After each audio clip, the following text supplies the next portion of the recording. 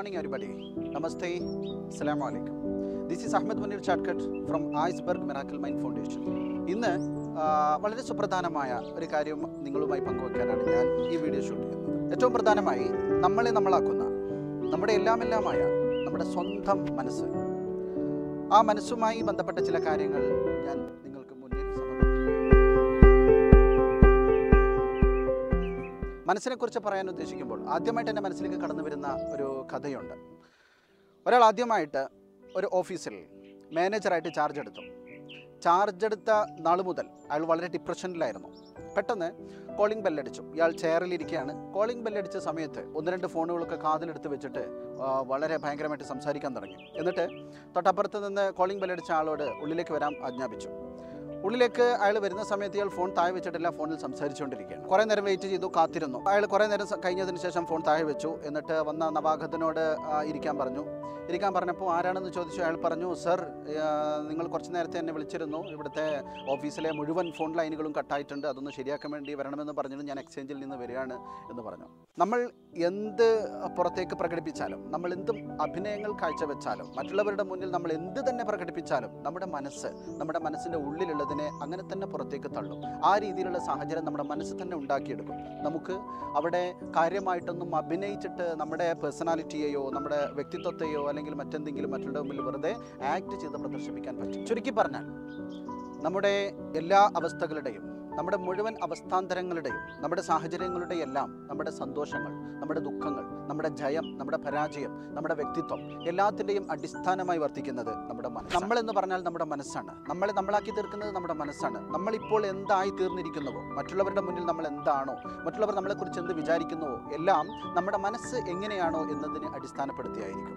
അതുകൊണ്ട് തന്നെ ആ മനസ്സിനെക്കുറിച്ച് മനസ്സിലാക്കിയിരിക്കുന്നതും ആ മനസ്സിൻ്റെ കാര്യങ്ങളിൽ കൂടുതൽ ഇടപെടുന്നതും നമ്മളെ സംബന്ധിച്ചിടത്തോളം ഏറ്റവും നിർബന്ധമായ അനിവാര്യമായ കാര്യങ്ങളിലൊന്നാണ്. മനസ്സിനെക്കുറിച്ച് പറയുമ്പോൾ നമുക്ക് മനസ്സിൻ്റെ ഘടനയെക്കുറിച്ച്, അതിൻ്റെ രൂപഭാവങ്ങളെക്കുറിച്ച്, അതിൻ്റെ ഫങ്ഷനാലിറ്റിയെക്കുറിച്ച് അറിഞ്ഞിരിക്കുക എന്നുള്ളത് വളരെ നിർബന്ധമായ കാര്യമാണ്. കാരണം ഒരു കാര്യത്തെ നമുക്ക് നിയന്ത്രിക്കണമെന്നോ അല്ലെങ്കിൽ ആ കാര്യത്തെ ഏതെങ്കിലും വിധത്തിൽ നമ്മുടേതാക്കി മാറ്റണമെന്ന് നമുക്ക് ആഗ്രഹമുണ്ടെങ്കിൽ ആ കാര്യത്തെക്കുറിച്ച് വളരെ നന്നായിട്ട് മനസ്സിലാക്കുക എന്നുള്ളത് അത്യന്താപേക്ഷിതമാണ്. അപ്പോൾ അതുകൊണ്ട് തന്നെ നമ്മൾ നിയന്ത്രിക്കാൻ പോകുന്നത്, നമ്മൾ കടിഞ്ഞാണിടാൻ പോകുന്നത് നമ്മുടെ മനസ്സിനെയാണ്. അതുകൊണ്ട് തന്നെ നമ്മുടെ മനസ്സിനെക്കുറിച്ച് മനസ്സിലാക്കുക എന്നുള്ളത് നിർബന്ധമാണ്. ആധുനിക മനഃശാസ്ത്രത്തിൻ്റെ പിതാവെന്നറിയപ്പെടുന്ന സിഗ്മണ്ട് ഫ്രോയിഡ്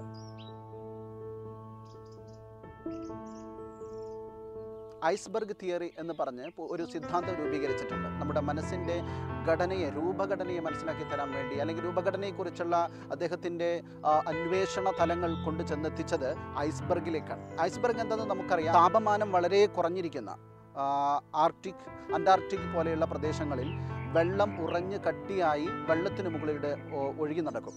മഞ്ഞുമലകൾ എന്നാണ് നമ്മളിതിനെ മലയാളത്തിൽ പറയുക, ഐസ്ബർഗ് എന്ന് ഇംഗ്ലീഷിൽ പറയും. ആ ഐസ്ബർഗിൻ്റെ പ്രത്യേകത നമ്മളൊന്ന് ശ്രദ്ധിച്ചാൽ നമുക്ക് മനസ്സിനെ കുറിച്ച് മനസ്സിലാക്കാനുള്ള ടൂൾ അതിൽ നിന്ന് ലഭിക്കും.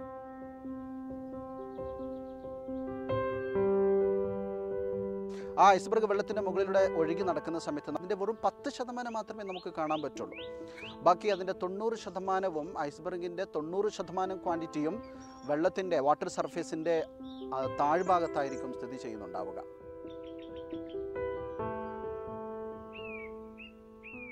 നമ്മുടെ മനസ്സ് ഇതേപോലെ മനസ്സിൻ്റെ 10% ശക്തി മാത്രമേ ഉപയോഗപ്പെടുത്തുന്നുള്ളൂ. അതിൻ്റെ 90%വും നമ്മുടെ അന്തർഭാഗത്ത് ഒതുങ്ങിക്കിടക്കുകയാണ്. അതിന് നമ്മൾ യൂസ് ചെയ്യുന്നില്ല. ഈ 10% നമ്മുടെ മനസ്സിൻ്റെ തലത്തെ അദ്ദേഹം വിളിക്കുന്നത് കോൺഷ്യസ് മൈൻഡ് എന്നാണ്. മലയാളത്തിൽ അതിന് ബോധതലമെന്നും, അതുപോലെ തന്നെ നമ്മുടെ ഉള്ളിൽ മറഞ്ഞു കിടക്കുന്ന ഉപബോധ തലത്തെ അദ്ദേഹം സബ് കോൺഷ്യസ് മൈൻഡ് എന്നും വിളിക്കുന്നു. ഈ 2 തലങ്ങളിലൂടെയാണ് നമ്മുടെ മനസ്സ് കടന്നു പോകുന്നത്. നമ്മുടെ മനസ്സെന്ന് പറഞ്ഞാൽ ഉപബോധ തലമാണ്.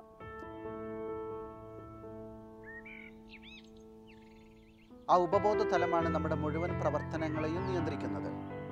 ആ ഉപബോധ തലത്തെ ചെറിയൊരു മാറ്റങ്ങൾക്ക് വിധേയമാക്കുകയാണെങ്കിൽ തീർച്ചയായും നമ്മുടെ ജീവിതത്തെ തന്നെ മാറ്റിമറിക്കാൻ നമുക്ക് സാധിക്കും. കാരണം നമ്മൾ പ്രവർത്തിക്കുന്നതും നമ്മൾ ചെയ്യുന്നതും നമ്മൾ വിശ്വസിക്കുന്നതും ആസ്വദിക്കുന്നതും നമ്മൾ അനുഭവിക്കുന്നതുമായ എല്ലാ കാര്യങ്ങളും നമ്മുടെ മനസ്സിൻ്റെ ഉള്ളിലുള്ള ചിന്തകളിലൂടെയാണ് സംഭവിക്കുന്നത്. ചിന്തകൾ എങ്ങനെയാണോ ആ ചിന്തകൾക്കനുസരിച്ചിട്ടാണ് നമ്മുടെ ഉള്ളിൽ വികാരങ്ങൾ ഉണ്ടായിത്തീരുന്നത്. ആ ചിന്തകൾ മാറി മറയുന്നതിനനുസരിച്ചിട്ട് നമ്മുടെ വികാരങ്ങളും മാറി മറിയുന്നു. ചിന്തകളും വികാരങ്ങളും മാറി മറിയുന്നതിനനുസരിച്ച് നമ്മുടെ പുറം ലോകത്തെ, നമ്മുടെ എക്സ്റ്റേണൽ ബോഡിയിലുള്ള പ്രവർത്തനങ്ങളും മാറി മറിയുന്നു. നമ്മുടെ മുഖത്തിൻ്റെ എക്സ്പ്രഷൻ മാറി മറിയുന്നു. നമ്മുടെ കൈകളും കാലുകളും ഉപയോഗപ്പെടുത്തുന്ന ശൈലികൾ മാറി മറിയുന്നു. ഈ കൈകളുടെയും കാലുകളുടെയും ഉപയോഗപ്പെടുത്തലുകളും നമ്മുടെ മുഖത്തിൻ്റെ എക്സ്പ്രഷനും നമ്മുടെ സംസാര ശൈലിയും ഇവയൊക്കെയാണല്ലോ സത്യത്തിൽ നമ്മുടെ എല്ലാം ജയപരാജയങ്ങളെ നിയന്ത്രിക്കുന്നതും, നമ്മുടെ വ്യക്തിത്വത്തെ നിയന്ത്രിക്കുന്നതും, നമ്മുടെ ബന്ധങ്ങളെ നിയന്ത്രിക്കുന്നതും, നമ്മുടെ കമ്മ്യൂണിക്കേഷൻ ലെവലിനെ നിർണ്ണയിക്കുന്നതും. അപ്പോൾ അതുകൊണ്ട് തന്നെ നമ്മുടെ ഈ ഉപബോധം തലം എങ്ങനെയാണോ പ്രവർത്തിക്കുന്നത്, ഉപബോധ തലം വളരെ പെർഫെക്റ്റ് ആയിട്ടാണ് മുന്നോട്ട് പോകുന്നതെന്നുണ്ടെങ്കിൽ നമുക്കവിടെ എന്തെങ്കിലും തരത്തിലുള്ള എഡിറ്റിംഗ് നടത്തേണ്ട ആവശ്യമില്ല. കാരണം നമ്മുടെ പുറം ലോകം വളരെ നന്നായിരിക്കും. എന്നാൽ നമുക്ക് എന്തെങ്കിലും നെഗറ്റീവ് അനുഭവങ്ങളാണ്, വികാരങ്ങളാണ് നമുക്കുണ്ടായിത്തീരുന്നത്. ജീവിതത്തിൽ എപ്പോഴും പ്രശ്നങ്ങളാണ്, ബുദ്ധിമുട്ടുകളാണ്, അല്ലെങ്കിൽ സന്തോഷമില്ല, എപ്പോഴും നോക്കുകയാണെങ്കിലും ദുഃഖങ്ങളാണ്. ഇങ്ങനെയുള്ള രീതിയിലൂടെയാണ് നമ്മൾ കടന്നു പോകുന്നതെന്നുണ്ടെങ്കിൽ തീർച്ചയായും നമ്മുടെ ഉപബോധ തലത്തിൽ ചില എഡിറ്റിംഗ് നടക്കേണ്ടത് അത്യാവശ്യമാണ്, അത്യന്താപേക്ഷിതമാണ് എന്ന് നമ്മൾ മനസ്സിലാക്കേണ്ടിയിരിക്കുന്നു. തീർച്ചയായും അടുത്തൊരു വീഡിയോയിലൂടെ എങ്ങനെയാണ് നമുക്ക് നമ്മുടെ ഉപബോധ തലത്തെ എഡിറ്റ് ചെയ്യാൻ പറ്റുക എന്നതിനെക്കുറിച്ചുള്ള വിശദീകരണമായിട്ട് നമുക്ക് വീണ്ടും കാണാം. ഈ വീഡിയോ നിങ്ങൾക്ക് ഇഷ്ടപ്പെടുകയാണെന്നുണ്ടെങ്കിൽ തീർച്ചയായും താഴെ കാണുന്ന ചുവന്ന സബ്സ്ക്രൈബ് ബട്ടണിൽ അമർത്തുക, നിങ്ങളുടെ സഹകരണം ഉറപ്പുവരുത്തുക. അതുപോലെ തന്നെ നിങ്ങൾക്ക് ഇഷ്ടപ്പെട്ടുവെങ്കിൽ ലൈക്ക് ബട്ടൺ അമർത്തി തംസപ്പ് ചെയ്യുക. അതുപോലെ തന്നെ നിങ്ങളുടെ നിരന്തരമായ കൂട്ടുകാരനാക്കി മാറ്റാൻ താഴെ കാണുന്ന ബെൽ ബട്ടണിലും അമർത്തുക. തീർച്ചയായും അടുത്തൊരു വീഡിയോയിൽ കണ്ടുമുട്ടുന്നത് വരെ